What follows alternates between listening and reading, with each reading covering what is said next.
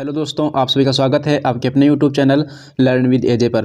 दोस्तों, जैसा कि आप लोग जानते हैं कि कल शाम को कुमार गौरव सर के द्वारा तिरंगा सीरीज का पार्ट नंबर 2 करवाया गया था, जो कि इतिहास से संबंधित था। तो उसी क्लास से आज की इस वीडियो में हम लोग रिवीजन करने वाले हैं और ये आपके लिए सेशन बहुत ही इंपॉर्टेंट रहने वाला है। तो चलिए दोस्तों, शुरू करते हैं आज के अपने इस सेशन को और देख लेते हैं आज का अपना पहला पॉइंट। तो सबसे पहला पॉइंट यहाँ पर दिया गया है ऋग्वेद से संबंधित। अगर आपसे पूछा जाए कि ऋग्वेद में कितने मंडल हैं, ऋग्वेद में कितने मंडल हैं, तब आपको बताना है कि ऋग्वेद में 10 मंडल हैं।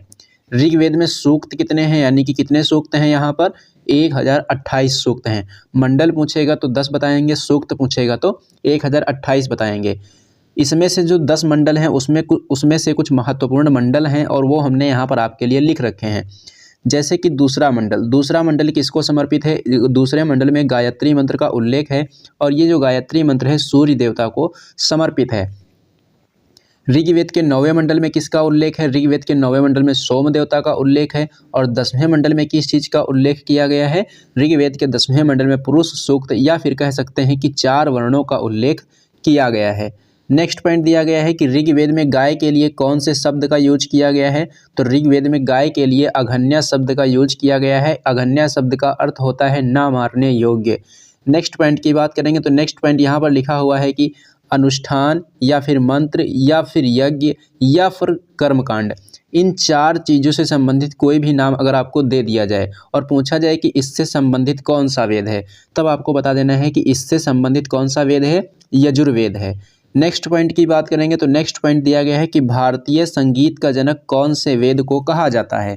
भारतीय संगीत का जनक कौन से वेद को कहा जाता है? तब आपको बता देना है कि ये सामवेद को कहा जाता है। अगला पॉइंट है अंधविश्वास, जादू टोना से संबंधित वेद कौन सा है?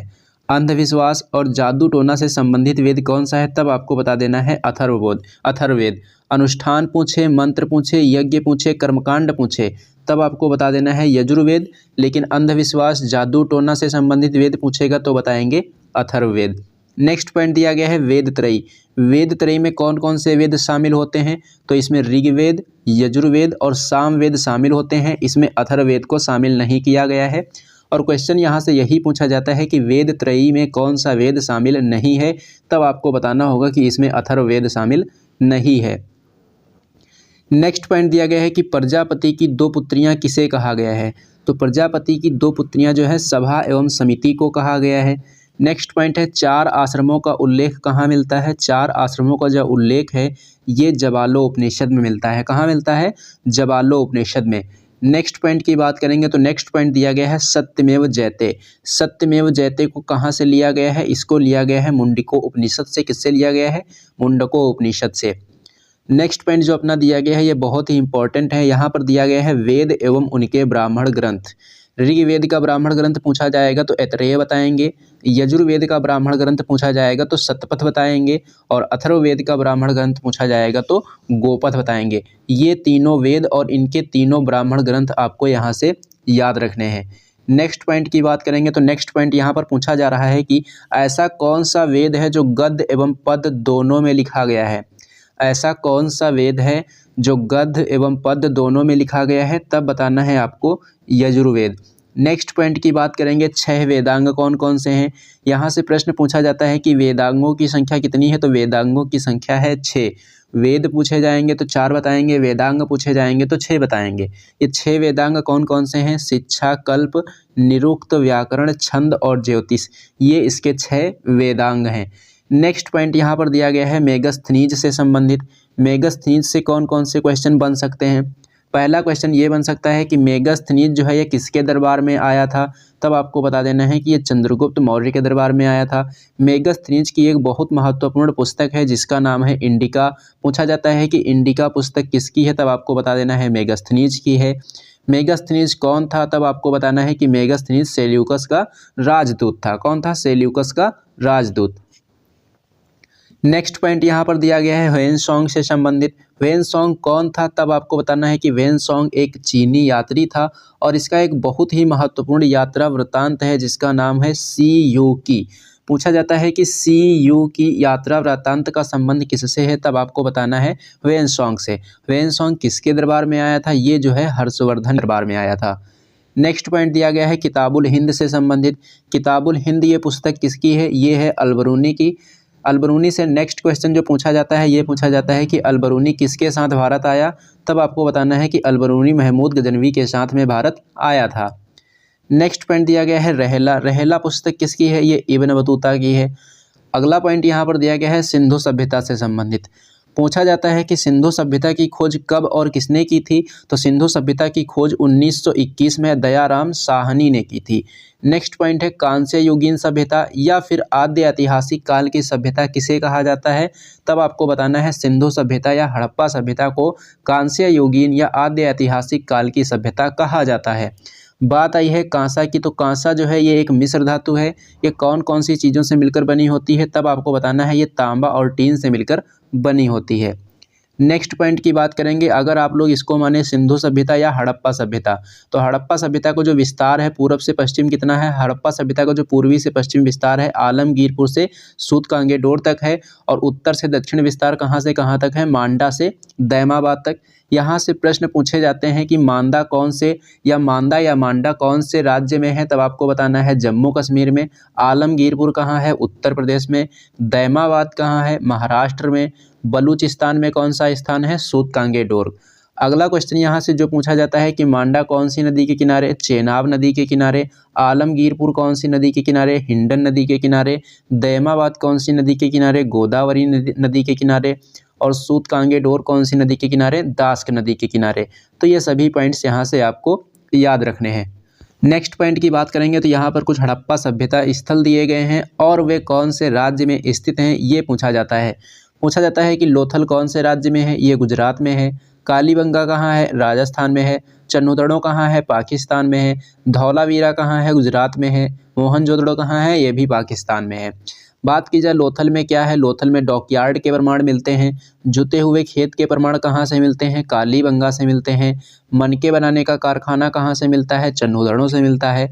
और ऐसा कौन सा हड़प्पा सभ्यता स्थल है जो कि 3 भागों में विभाजित था? तो एकमात्र स्थल है जिसका नाम है धौलावीरा। और नर्तक की कांसे की मूर्ति कहाँ से मिली है? मोहनजोदड़ो से मिली है। और मोहनजोदड़ो के ही मृतकों का टीला कहा जाता है। मृतकों का टीला किसे कहते हैं? मोहनजोदड़ो को कहते हैं। बात करेंगे यहाँ से नेक्स्ट पॉइंट की, तो नेक्स्ट पॉइंट दिया गया है अंगुत्तर निकाय से संबंधित। पूछा जाता है कि अंगुत्तर निकाय कौन से धर्म का ग्रंथ है? तब आपको बता देना है कि ये बौद्ध ग्रंथ है। कौन सा ग्रंथ है? अंगुत्तर निकाय जो है यह एक बौद्ध ग्रंथ है। और 16 महाजनपदों का उल्लेख कहाँ मिलता है? 16 महाजनपदों का जो उल्लेख है ये अंगुत्तर निकाय में ही देखने को मिलता है। नेक्स्ट पॉइंट दिया गया है अस्मक जनपद से। ये अस्मक जनपद क्यों इम्पोर्टेंट है? क्योंकि ये जो है दक्षिण भारत का एकमात्र जनपद है और इसकी राजधानी पोतन या पोतनी है। तो दक्षिण भारत का एकमात्र जनपद पूछा जाएगा तो अस्मक बताएंगे। अस्मक की राजधानी पूछी जाएगी तो पोतन या पोतनी बताएंगे। कुछ इम्पोर्टेंट महाजनपद दिए गए हैं और उनकी राजधानी यहाँ पर दी गई हैं। सबसे पहला महाजनपद है यहाँ पर सूरसेन। सूरसेन महाजनपद की राजधानी क्या थी? मथुरा। मत्स्य महाजनपद की राजधानी क्या थी? विराटनगर। वत्स महाजनपद की राजधानी क्या थी? कौशाम्बी। गांधार महाजनपद की राजधानी क्या थी? तक्षशिला। कोसल महाजनपद की राजधानी क्या थी? श्रावस्ती। तो ये सभी महाजनपद और उनकी राजधानियां यहाँ से आपको याद रखनी है। बात करेंगे यहाँ से नेक्स्ट पॉइंट की, तो जिन या फिर निर्ग्रंथ किसे कहते हैं? जिन किसे कहते हैं या फिर निर्ग्रंथ किसे कहते हैं? तब आपको बता देना है कि महावीर स्वामी को जिन या निर्ग्रंथ कहा जाता है। महावीर स्वामी कौन थे? महावीर स्वामी जो है ये जैन धर्म के 24वें तीर्थंकर थे और इनका जो बचपन का नाम था क्या था? इनके बचपन का नाम था वर्धमान। अगला पॉइंट दिया गया है कि जैन धर्म के पहले तीर्थंकर कौन थे? तो आपको बताना है कि जैन धर्म के पहले तीर्थंकर थे ऋषभदेव, और ऋषभदेव को आदिनाथ के नाम से भी जाना जाता है। नेक्स्ट पॉइंट है कि जैन धर्म के 23वें तीर्थंकर कौन थे? जैन धर्म के 23वें तीर्थंकर थे पार्श्वनाथ, और इन्हें सर्प का देवता के नाम से भी जाना जाता है। नेक्स्ट पॉइंट की बात करेंगे तो यहाँ नेक्स्ट पॉइंट दिया गया है गौतम बुद्ध से संबंधित। गौतम बुद्ध को ज्ञान की प्राप्ति कहाँ हुई थी? गौतम बुद्ध को ज्ञान की प्राप्ति हुई थी बोधि वृक्ष के नीचे और निरंजना नदी के तट पर। तो 2 पॉइंट यहाँ से पूछे जाते हैं कि गौतम बुद्ध को ज्ञान की प्राप्ति कौन से वृक्ष के नीचे हुई थी? तो आपको बताना है बोधि वृक्ष के नीचे। अगर नदी पूछी जाएगी तब आपको बताना है निरंजना नदी के तट पर इनको ज्ञान की प्राप्ति हुई थी।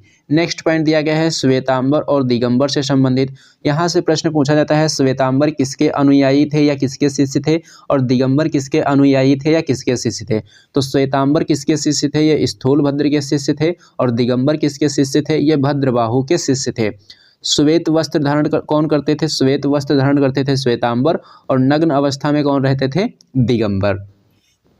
बात करेंगे यहाँ से नेक्स्ट पॉइंट की, तो नेक्स्ट पॉइंट दिया गया है त्रिरत्न से संबंधित। त्रिरत्न किससे संबंधित है, तब आपको बताना है। त्रिरत्न जैन धर्म से संबंधित है, और त्रिरत्न है कौन से, तो सम्यक दर्शन, सम्यक ज्ञान और सम्यक आचरण, जिसको कहते हैं सम्यक चरित्र। ये 3 रत्न है, यानी कि त्रिरत्न है, और ये जैन धर्म से संबंधित हैं। नेक्स्ट पॉइंट यहाँ पर दिया गया है 5 महाव्रत। ये 5 महाव्रत कौन कौन से हैं, तो सत्य, अहिंसा, अस्तेय, अपरिग्रह और ब्रह्मचर्य। ये 5 महाव्रत हैं। ये जो 5वां महाव्रत है ब्रह्मचर्य, ये किसके द्वारा दिया गया था, ये महावीर स्वामी जी के द्वारा इसको शामिल किया गया था।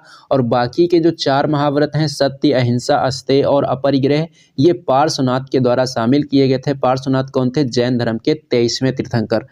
नेक्स्ट पॉइंट की बात करेंगे, तो नेक्स्ट पॉइंट यहाँ पर दिया गया है कि गोमतेश्वर की मूर्ति कहाँ है। गोमतेश्वर की मूर्ति जो है ये श्रवणबेलगोला में है, और श्रवणबेलगोला कहाँ है, कर्नाटक में है। गोमतेश्वर की जो मूर्ति है ये किसकी मूर्ति है, ये बाहुबली की मूर्ति है। किसकी मूर्ति है, बाहुबली की मूर्ति। नेक्स्ट पॉइंट दिया गया है कि महावीर स्वामी को मोक्ष की प्राप्ति कहाँ हुई थी। महावीर स्वामी को मोक्ष की प्राप्ति हुई थी पावापुरी में, और गौतम बुद्ध को मोक्ष की प्राप्ति कहाँ हुई थी, यानी कि महापरिनिर्वाण इनको कहाँ हुआ था, इनको हुआ था कुशीनगर में। नेक्स्ट पॉइंट दिया गया है कल्पसूत्र के रचयिता कौन है। कल्पसूत्र के रचयिता हैं भद्रबाहु। कौन है, भद्रबाहु। अगला पॉइंट दिया गया है तराइन के युद्ध से संबंधित। तराइन का पहला युद्ध कब हुआ था। तराइन का पहला युद्ध हुआ था 1191 में। ये जो युद्ध है मोहम्मद गौरी और पृथ्वीराज चौहान के बीच लड़ा गया था, और पहले युद्ध में किसकी जीत हुई थी, पृथ्वीराज चौहान की जीत हुई थी। दूसरा पॉइंट है कि तराइन का दूसरा युद्ध कब हुआ था। तराइन का दूसरा युद्ध हुआ था 1192 में। ये वाला युद्ध भी मोहम्मद गौरी और पृथ्वीराज चौहान के बीच लड़ा गया, और इसमें किसकी जीत हुई थी, दूसरे युद्ध में मोहम्मद गौरी की जीत हुई थी। नेक्स्ट पॉइंट की बात करेंगे, तो नेक्स्ट पॉइंट यहाँ पर दिया गया है पृथ्वीराज रासो के रचयिता कौन है। पृथ्वीराज रासो के रचयिता कौन है, चंद्रप्रदायी हैं। अगला पॉइंट दिया गया है दिल्ली पर शासन करने वाले वंश कितने थे। दिल्ली पर कितने वंशों ने शासन किया, 5 वंशों ने शासन किया। कौन कौन से वंश, गुलाम वंश, खिलजी वंश, तुगलक वंश, सैयद वंश और लोदी वंश। और इनका क्रम भी आपको याद रखना है, यही क्रम है। पहले गुलाम वंश ने शासन किया, फिर खिलजी वंश ने शासन किया, फिर तुगलक वंश ने शासन किया, फिर सैयद वंश ने शासन किया, और फिर लोदी वंश ने शासन किया। तो ये क्रम भी आपको याद रखना है। क्रम भी पूछा जाता है कि दिल्ली पर शासन करने वाले वंशों का क्रम क्या है, तो क्रम इनका यही है, गुलाम वंश, खिलजी वंश, तुगलक वंश, सैयद वंश और लोदी वंश। नेक्स्ट पॉइंट दिया गया है लाख बख्श के नाम से किसे जाना जाता था। लाख बख्श के नाम से कुतुबुद्दीन ऐबक को जाना जाता था। बात करेंगे नेक्स्ट पॉइंट की, तो नेक्स्ट पॉइंट दिया गया है कि 2.5 दिन का झोपड़ा जो है ये किसके द्वारा बनवाया गया था। ये जो है कुतुबुद्दीन ऐबक के द्वारा बनवाया गया था, और ये कहाँ है, ये अजमेर में है। कहाँ है, अजमेर में। नेक्स्ट पॉइंट दिया गया है कुतुब मीनार का निर्माण किसने शुरू करवाया, तब आपको बताना है कुतुबुद्दीन ऐबक ने। पूर्ण इसको किसने करवाया था, तब आपको बताना है इल्तुतमिश ने। कुतुब मीनार का जो नाम है किसके नाम पर रखा गया है, बख्तियार काकी के नाम पर रखा गया है। बात की जाए कुतुब मीनार के निर्माण की, तो इसकी 4थी मंजिल और 5वीं मंजिल का जीर्णोद्धार किसने करवाया था, ये फिरोज शाह तुगलक के द्वारा करवाया गया था। बात करेंगे नेक्स्ट पॉइंट की, तो नेक्स्ट पॉइंट दिया गया है कुतुबुद्दीन ऐबक की मृत्यु कैसे हुई थी। तो कुतुबुद्दीन ऐबक की जो मृत्यु है चौगान खेलते समय हुई थी। इल्तुतमिश के द्वारा कौन सी प्रणाली की शुरुआत की गई थी, इक्ता प्रणाली की शुरुआत। प्रश्न पूछा जाता है कि इक्ता प्रणाली की शुरुआत किसने की थी, तो इल्तुतमिश ने की थी। नेक्स्ट पॉइंट दिया गया है तुर्कान चिहलगानी। तुर्कान चिहलगानी जिसमें 40 गुलाम सरदारों का संगठन जो है ये, इसको कहते हैं तुर्कान चिहलगानी। इसका गठन किसके द्वारा किया गया था, इसका गठन किया गया था इल्तुतमिश के द्वारा। और इसको समाप्त किसके द्वारा किया गया, तो समाप्त किया गया था बलबन के द्वारा। दोनों पॉइंट आपको याद रखने हैं, गठन पूछा जाएगा तो इल्तुतमिश ने किया, समाप्ति पूछी जाएगी तो बलबन ने समाप्ति इसकी की थी। नेक्स्ट पॉइंट दिया गया है कि पहली मुस्लिम महिला शासिका कौन थी, तब आपको बताना है रजिया बेगम। और रजिया बेगम का निधन कहाँ हुआ था, रजिया बेगम का निधन हुआ था कैथल में। नेक्स्ट पॉइंट की बात करेंगे सिजदा और पैबोस प्रथा किसने शुरू की थी। सिजदा और पैबोस प्रथा किसके द्वारा शुरू की गई थी? ये जो है बलबन के द्वारा शुरू की गई थी। इसी प्रकार से लौह और रक्त की नीति किसने अपनाई थी? लौह और रक्त की नीति अपनाई थी बलबन ने। तो ये तीनों पॉइंट आपको यहाँ से याद रखने हैं। सिजदा प्रथा पूछेगा तो बलबन बताएंगे, पैबोस प्रथा पूछेगा तो बलबन बताएंगे, लौह और रक्त की नीति पूछेगा तो बलबन बताएंगे। नेक्स्ट पॉइंट यहाँ से देखते हैं। नेक्स्ट पॉइंट दिया गया है विजयनगर साम्राज्य से संबंधित। विजयनगर साम्राज्य की स्थापना कब और किसने की थी? तो विजयनगर साम्राज्य की जो स्थापना है 1336 ईस्वी में हरिहर एवं बुक्का ने की थी। अगला पॉइंट है राजधानी। विजयनगर साम्राज्य की राजधानी क्या थी? विजयनगर साम्राज्य की राजधानी थी हम्पी। नेक्स्ट पॉइंट दिया गया है अष्टदिग्गज। अष्टदिग्गज किसके दरबार में थे? अष्टदिग्गज जो है कृष्णदेव राय के दरबार में थे और कृष्णदेव राय का एक बहुत ही महत्वपूर्ण ग्रंथ है जिसका नाम है अमुक्तमाल्यदा। अमुक्तमाल्यदा ग्रंथ किसका है? ये कृष्णदेव राय का है। नेक्स्ट पॉइंट यहाँ पर दिया गया है मनुचरित्रम। मनुचरित्रम के रचयिता कौन है? अलसानीपद्देन है और अलसानीपद्देन को तेलुगु कविता या तेलुगु साहित्य के पितामह भी कहा जाता है। अगला पॉइंट है पांडुरंग महात्म्य। पांडुरंग महात्म्य के रचयिता कौन है? इसके रचयिता हैं तेनालीराम रामकृष्ण। अगला पॉइंट है अब्दुल रज्जाक से। अब्दुल रज्जाक कौन था? अब्दुल रज्जाक जो है एक फारसी राजदूत था और ये जो किसके दरबार में आया था? ये जो है अब्दुल रज्जाक देव राय सेकंड के दरबार में आया था। नेक्स्ट पॉइंट की बात करेंगे तो नेक्स्ट पॉइंट दिया गया है कि कृष्णदेव राय किस वंश के महान शासक थे? तब आपको बताना है कि कृष्णदेव राय तुलुव वंश के महान शासक थे। अगला पॉइंट यहाँ पर दिया गया है विट्ठल स्वामी मंदिर का निर्माण किसने करवाया था? ये जो है कृष्णदेव राय के द्वारा इसका निर्माण करवाया गया था।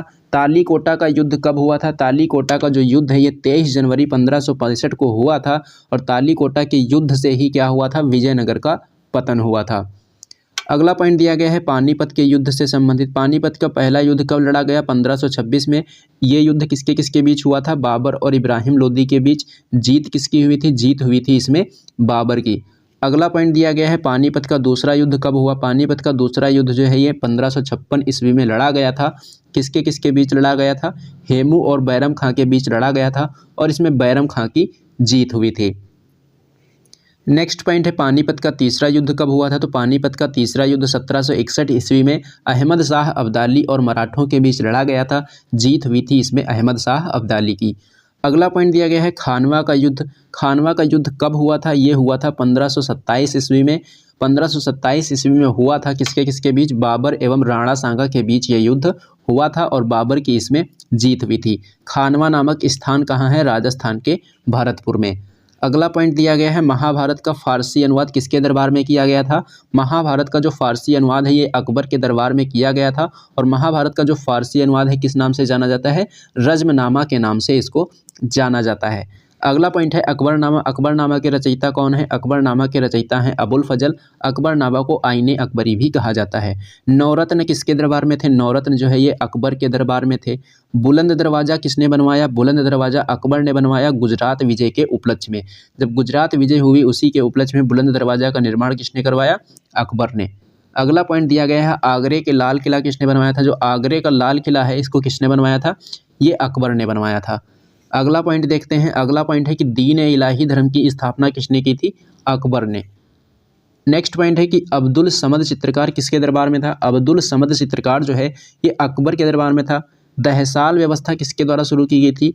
टोडरमल के द्वारा शुरू की गई थी। सूफी संत सलीम चिश्ती।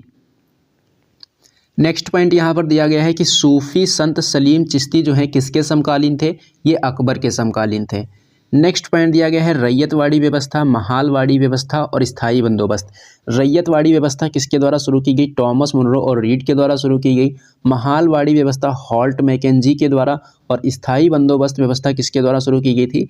कॉर्नवालिस के द्वारा शुरू की गई थी। नेक्स्ट पॉइंट है बंगाल के पहले गवर्नर जनरल कौन थे? बंगाल के पहले गवर्नर पूछा है, ना कि गवर्नर जनरल। ध्यान से पढ़ना है इसको। बंगाल के पहले गवर्नर पूछेगा तो रॉबर्ट क्लाइव। बंगाल के पहले गवर्नर जनरल पूछेगा तो वारेन हेस्टिंग। नेक्स्ट पॉइंट देखते हैं भारत के पहले गवर्नर जनरल कौन थे? तो भारत के पहले गवर्नर जनरल थे विलियम बेंटिक। और भारत के पहले वायसराय कौन थे? तो भारत के पहले वायसराय थे लॉर्ड कैनिंग। अगला पॉइंट दिया गया है कि भारत के पहले भारतीय गवर्नर जनरल कौन थे? तो चक्रवर्ती राजगोपालाचारी थे। स्वदेशी आंदोलन के समय वायसराय कौन थे? स्वदेशी आंदोलन के समय वायसराय थे कर्जन। असहयोग आंदोलन के समय भारत के वायसराय कौन थे? चेम्सफोर्ड। सविनय अवज्ञा आंदोलन के समय वायसराय कौन थे? इरविन। भारत छोड़ो आंदोलन के समय वायसराय कौन थे? लिनलिथगो थे। अगला पॉइंट यहाँ पर दिया गया है कि भारतीय प्रेस का मुक्तिदाता किसे कहा जाता है? भारतीय प्रेस का मुक्तिदाता चार्ल्स मेटकॉफ को कहा जाता है। सती प्रथा को समाप्त करने वाले वायसराय का नाम क्या है? बेंटिक। अगला पॉइंट यहाँ पर दिया गया है, दास प्रथा का उन्मूलन किसने किया? दास प्रथा का उन्मूलन एलन बरो ने किया था। व्यक्तिगत सिद्धांत किसने लागू किया था? डलहौजी ने। और व्यक्तिगत सिद्धांत के तहत डलहौजी ने पहली रियासत जो हड़पी थी उसका क्या नाम था? उसका नाम था सतारा। बात करेंगे यहाँ से नेक्स्ट पॉइंट की, तो नेक्स्ट पॉइंट अपना दिया गया है पुस्तकों से संबंधित। पहली पुस्तक है यहाँ पर रेहला। रेहला पुस्तक हमने अभी देखी थी, किसकी है? इब्न बतूता की है। कादम्बरी पुस्तक किसकी है? ये बाणभट्ट की है। और बाणभट्ट जो है ये किसके दरबारी थे? हर्षवर्धन के दरबारी थे।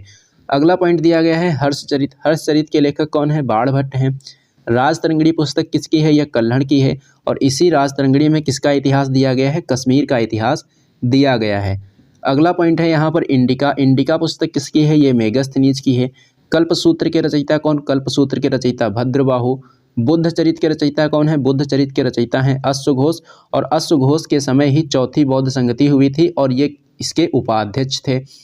अगला पॉइंट दिया गया है अष्टाध्यायी। अष्टाध्यायी किसकी है? अष्टाध्यायी ये CU की किसका यात्रा वृत्तांत है? ये ह्वेनसोंग का। ह्वेनसोंग कौन है? एक चीनी यात्री है। नेक्स्ट पॉइंट दिया गया है किताबुल हिंद किसकी है? किताबुल हिंद अलबरूनी की है। मुद्रा राक्षस के लेखक विशाख दत्त। और मुद्रा राक्षस को क्या कहते हैं? जासूसी ग्रंथ भी कहते हैं। मृच्छकटिकम किसकी है? मृच्छकटिकम शूद्रक की है। गीत गोविंद के लेखक कौन है? गीत गोविंद के लेखक जयदेव हैं। अकबरनामा के लेखक कौन है? अकबरनामा के लेखक अबुल फजल हैं। वराहत संहिता किसकी है? वराहत संहिता वराह मिहिर की है। और पंचतंत्र के लेखक कौन है? पंचतंत्र के लेखक हैं विष्णु शर्मा। अगला पॉइंट यहाँ पर दिया गया है सूर्य सिद्धांत। सूर्य सिद्धांत किसका है? सूर्य सिद्धांत आर्यभट्ट का। अमुक्त माल्यदा किसकी है? अमुक्त माल्यदा कृष्णदेव राय की है। और कृष्णदेव राय के दरबार में ही कौन थे? अष्टदिग्गज थे। अगला पॉइंट दिया गया है महाभाष्य। महाभाष्य किसने लिखी है? पतंजलि ने। कामसूत्र किसकी है? वात्स्यायन की है। मालविकाग्निमित्रम किसकी है? कालिदास की। अभिज्ञान शाकुंतलम किसकी है? कालिदास की। ऋतु संहार किसकी है? ये भी कालिदास की। नेक्स्ट पॉइंट की बात करेंगे तो दिया गया है रत्नावली। रत्नावली किसकी है? ये हर्षवर्धन की है। पृथ्वीराज रासो किसकी है? चंद्रवरदाई की। लाइफ डिवाइन किसकी? अरविंद घोष की है। इंडियन स्ट्रगल किसकी है? सुभाष चंद्र बोस की। विश्व इतिहास की झलक के लेखक कौन है? जवाहरलाल नेहरू। अगला पॉइंट दिया गया है बंदी जीवन। बंदी जीवन किसकी है? सचिंद्रनाथ सान्याल की है। और इसी बंदी जीवन को क्रांतिकारियों की बाइबल भी कहा जाता है।